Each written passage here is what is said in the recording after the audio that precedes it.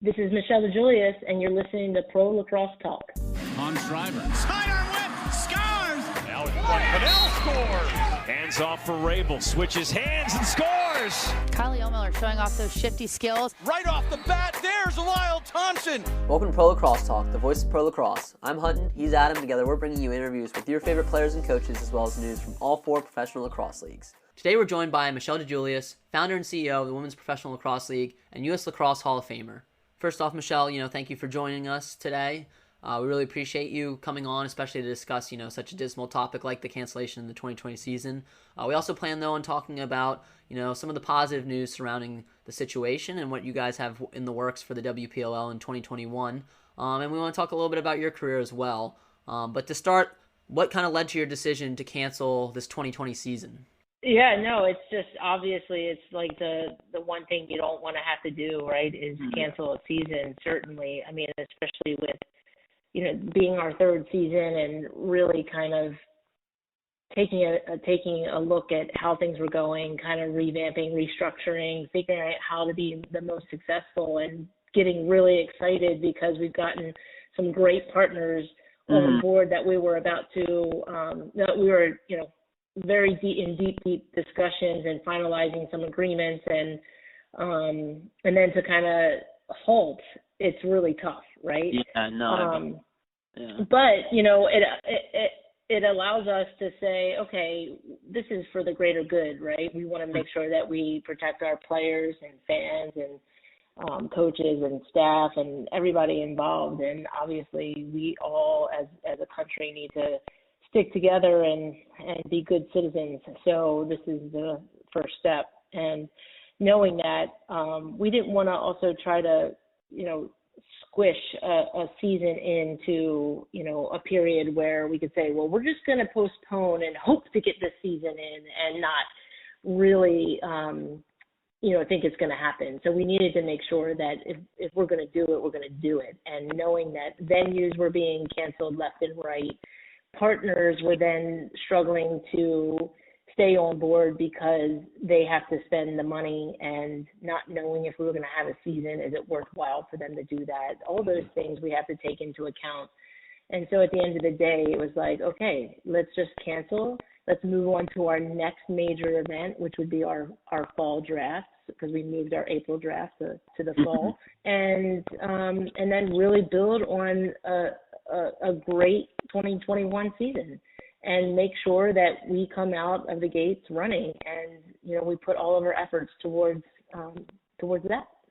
Yeah, and let's talk about that next generation of pros and talk a little bit about this upcoming draft in the fall. Do you have plans? I know with the cancellation of the season for college and the NCAA, kind of we're still up in the air in terms of which players will be returning to college and which players will be jumping and making the jump to the pros. Do you have an idea of maybe how you're going to maneuver the draft, whether all seniors from 2020 will be eligible, or what's the game plan potentially?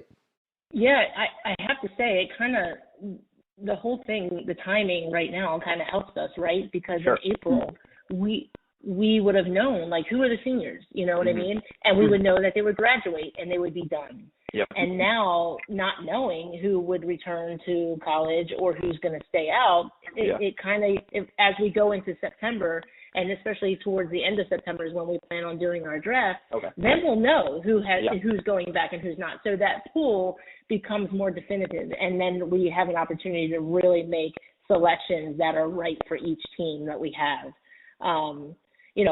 Obviously, if it were me and I was a senior, I would have been devastated to lose that season. So I would imagine a lot of them want to go back to school. But you also have to take into account these kids have worked really hard. Some have done internships. Some have already secured jobs. And that's kind of a part of life, right? You kind of had your experience and you move on. But we want to support them in any way we can. And if they were seniors that we were hoping to get in this league, we can wait. If it means that they can get a chance to get their senior season back. So, now that we'll go into the end of September, we'll have, like I said, a more definitive list of players that we can draft from. So it actually helps us in the process. Yeah, no, that's great. And then going off of that, I kind of want to talk a little bit too about, 2019, we mentioned some of the sponsorships you had, as Gatorade and ESPN and some ones you were working on too. But how awesome was it to see ESPNU broadcast that championship game, and it was a great game too. For people that didn't watch it, it was a thriller down to the last minute. Brave had to come back to win it all. How awesome was it though to have ESPN, televise those games on ESPN3 as well as have the championship on national television with ESPNU? There's no doubt that anytime we can get our women's game on a linear channel, it's fantastic. Sure. I think it's great to have the world be able to see it. So yeah, ESPN has been tremendous in their partnership, and they are willing to help move the sport forward. Mm-hmm. And that has been great. And Rick has a lot to do with that. He had a 20-year career with ESPN. He has a lot of relationships, and he's really connected us with the right people and people that care about our sport and care about women athletes. So it's fantastic, and we're planning on. Like I said, we have some great champion partners that we will be announcing over the next couple of weeks. But we want to finalize some of the details and then make our announcements. But that is one that is a strong one, and we're excited to continue, a relationship with them. Great, yeah, and you talked about the importance a little bit about engaging with those younger fans and fans of all ages. Last summer, we saw the Live Like a Pro social media campaign, which garnered a lot of attention from fans, and was a really good series. Do you plan on bringing that back potentially, or is something similar kind of this year? Yeah, we're actually having a call today about some new campaigns. Growing this game across this country and basically getting our pros to inspire, mentor, and empower these young players is again a part of our mission. And that's kind of where our Futures program comes into play, and that's why we created it. It was really for that next generation. One, to be exposed to high-level lacrosse and these amazing women athletes. And so making sure that we get ourselves out into the different regions across the country and give all these kids an opportunity to be exposed to them is part of the mission. And then obviously getting them to, I'm not sure how familiar you are with the Futures programming, but these kids come to a tryout. We have our pros there working them through drills and evaluating. And then we select 20 per grad year that can come to a national summit. And so if you have 12 regions all coming together and they play over a period of 2 to 3 days where they're being coached by our pros, and they get drilling during the day, and then it's all games at night. And last year it was phenomenal. I mean, every game came down to like 1-2 goal games. And so we knew we selected the right group of kids, and the competition was fantastic. And they had the opportunity to work with, we had 125 of our pros in this league, and there was like 30 or 40 of them working with these kids, which is fantastic. And you can't really get that in a 3-day span where you're getting the best players in the world to influence you. So again, and we're hopeful that this is like a life cycle of female lacrosse players, You can come in now as a middle schooler, in a high school, you do Futures, you go to college, you come out, you become a pro. I mean, these are things that are thought out because we want to make sure that we're getting people excited about the game, growing the game, who are passionate about the game, getting more coaches and more officials involved in the game, and obviously with the ultimate goal of getting to the Olympics. No, absolutely. I think that's, it's great what you guys are doing, being able to provide that, for young athletes, looking to one day play professionally. That's now an opportunity, and you've kind of been there from the start too, with your time with the UWLX and now, starting the WPLL. So I think that's great what you've been doing. Yeah, it's been a definite interesting couple of years. It's funny because Digit, who started the UWLX, reached out the other day and just said, I'm sorry to hear about the season, but keep it up. Sure. And that just goes to show that, women, we need to support women, and we need to be able to continue to push forward even in times like these where they're uncertain. But the priorities are the same. So as long as we're all clear on that, like, in my eyes, you can't fail. So we just continue to keep pushing forward and driving to make things better and give these women the opportunity to play on this platform and build their brands and expose, that next generation to some amazing lacrosse. Absolutely. Yeah, and we'd be remiss if we didn't chat with you a little bit, too, about your awesome career, both at Penn State and with Team USA. At Penn State, you crushed it, 142 goals, 203 career points with the Nittany Lions, and then multiple Team USA appearances, and you won that gold medal in 2009. Talk about Penn State a little bit, and then suiting up for Team USA. Oh, gosh. That was a long time ago. You guys are dating me now. Yeah, I was very fortunate, I think, coming out of high school and having the opportunity to go to Penn State. I'm a Baltimore girl, so I had thought I was going to stay a little bit more local, either at Maryland or Loyola.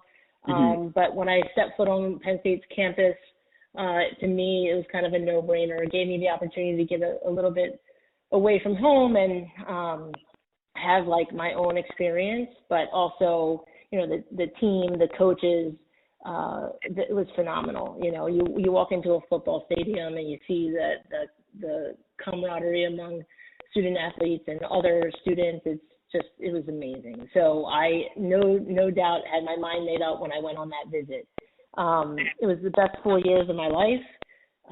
It was a great experience as far as level of play and competition. I knew that I wanted to stay involved in the game. Whether it was coaching or playing, but I knew playing at the highest level was my goal, and my coach, Julie, was a U.S. national team player herself, so she knew the steps I needed to take and helped develop me to where I needed to be to make it on U.S. And, I mean, I spent 15 years with the U.S. program as a player, which is crazy. But it was a great time, and it's interesting because you enter into the U.S. program, and it's so different now from when it how we experienced it in the beginning, and so you really had to work through a lot of you're not. I don't want to say kids are handed things these days, but it's a little bit more. It's different. Like, you remember, Sure. We drove everywhere. We would stay in 4 people in a room, in a hotel room. You're just doing things that you don't do now. Sure. But getting to a point where I knew in 2005 I was an alternate, and that was at home, the 2005 World Cup. And I think that was a turning point for me where I thought, okay, I have to make a decision here. I'm either going to retire now, or I'm going to push forward for one more opportunity for a World Cup. And the U.S. had lost, which was devastating to everybody. And I was like, okay, I knew that the majority of those players were going to retire. And I thought, I've been playing with them for, 10 years. So I'm going to stick with it. I'm just going to go, and I'm going to now just look at it as if I'm this leader that can show these younger players, the way, and just be there for support. And I found that I was playing my best lacrosse at that point, just because I was just playing more free and trying to be more focused on the team. And, it was the best 4 years ever with that team. They were amazing. And we, obviously I made it. We went to a tour in Prague, and then we went to Prague for the World Cup. Awesome experience as far as how it played out. Just being down, like in our Australia game in the pool play, we were down by a lot actually, and came back and won that game. I think it was 9-8, and then playing them in the finals, and just thinking, this is it. We have to win this World Cup. We have to win this back for the U.S. And having that experience with those teammates, I'll never forget it. And winning it just is the icing on the cake, you know.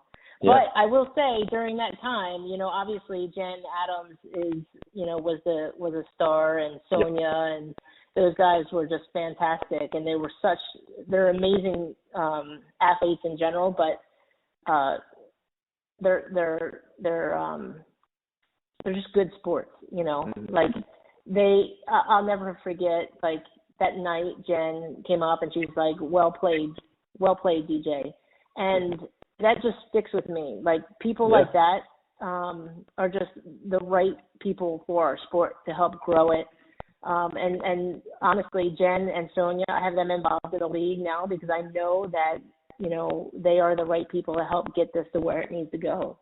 So you make these relationships, as everybody knows, through your sport, and it's like they're your lifetime friends.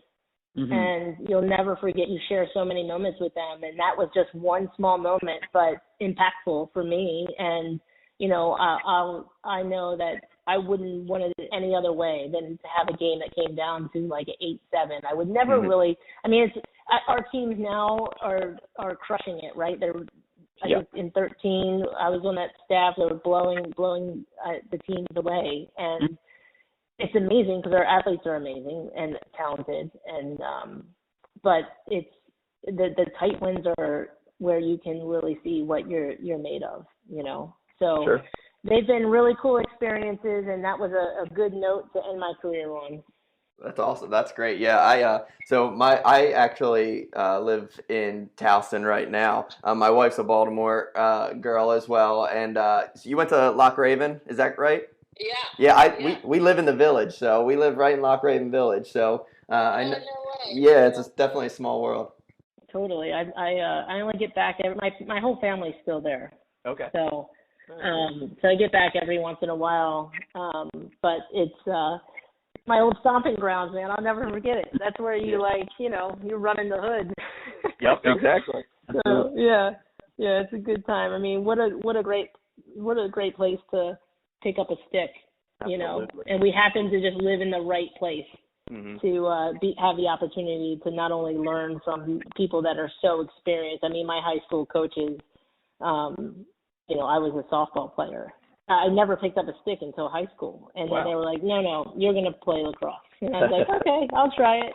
You know, so I'm fortunate in that way that I've had some really good mentors in my life that have pushed me to get to the highest level. And now I kind of feel like I have to pay it back. And that's kind of where, you know, my businesses have come from, just club and tournaments and the league is something that, you know, I feel like is a responsibility. No, that's awesome. And we hear that a lot from, you know, a lot of people involved in the sport still is just, you know, giving back to a game that's given them so much. And you were inducted into both the Baltimore chapter of the Hall of Fame in 2008 and then the U.S. Lacrosse Hall of Fame in 2013. So I want to touch on that a little bit. Ironically, I was at your 2008 induction ceremony because my late grandfather, was being inducted the same time for his work with the Baltimore Sun covering lacrosse. So it was funny. I kind of realized when I was doing my research is I was at your induction ceremony in 2008. No way. Yeah, small world. Very small world. But how satisfying too was it to have your accomplishments recognized and, you know, be honored in both the Baltimore chapter and then the National U.S. Lacrosse Hall of Fame? Oh gosh, I mean it's an honor, right? There's so many players that have been inducted into both, and to be among those other inductees is phenomenal, and I'm so thankful. And, you know, I'd like to, you know, I'd say that, yeah, I was fortunate to have a good career and be competitive and do well, but, you know, and I know a lot of people say this, but it does come, you know, because of the people you're surrounded by. Mm-hmm. You know, they're so you're not in this alone, and you certainly can't be the one to be this superstar without without a great supporting cast. And, you know, there are a lot of fantastic players I played with in high school and college and at the U.S. level, and, you know, I have them to thank for helping me become better at what I do every day. So, yeah, being inducted along with so many other amazing, you know, players, coaches, officials, I'm completely humbled and honored. No, that's great. And my final question for you is, you mentioned, getting such great advice from your mentors. What is a piece of advice you have for a young player looking to one day play lacrosse professionally? Oh gosh, dream. Keep dreaming. Work every day. Don't give up. I mean, you can make anything happen. I think that's the biggest thing, is that you have a goal in mind. You just work every day and you'll get there. That's what, our club kids that I work with, that's one thing about me. I love to be out in the field with those kids, just seeing their development. And, a lot of them will be like, do you think I can play at this level or that level? And they might be really young. And at that point, you can't sit there and say to them, well, you're definitely going to be a pro player. Mm-hmm. But I'm like, I want you to make a goal. And I want you to think about that every day when you get out there on the wall. I want you to think about that every day when you have a catch with your friend or your brother or your sister or your mom or your dad or whatever. And you just get better and better.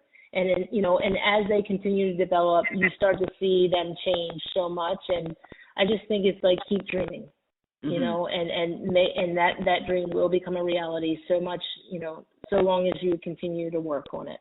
So, I mean, that's what I would say. No, I love that. That's great. I think for any of our young listeners and, anyone out there looking to one day, play in the WPLL. So we appreciate that advice, Michele. Well, thank you, Michele, for joining us. We really appreciate the time as well as your leadership, during this crisis. Best of luck staying safe during this pandemic, and we look forward to watching the WPLL again once this all subsides. Thanks for the coverage, guys. Really appreciate it. Great work you're doing.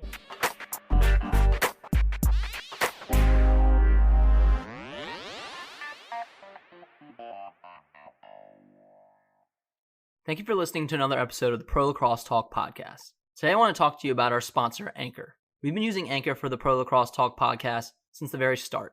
Anchor gives you everything you need in one place, and better yet, it's free. They allow you to easily record and edit your podcast, and once it's published, they send it out to all the major networks such as Apple Podcasts, Spotify, Stitcher, and many more. They also connect you with advertisers so you can start making money from your podcast right away. So if you're thinking about starting a podcast today, download the Anchor app or go to anchor.fm to get started.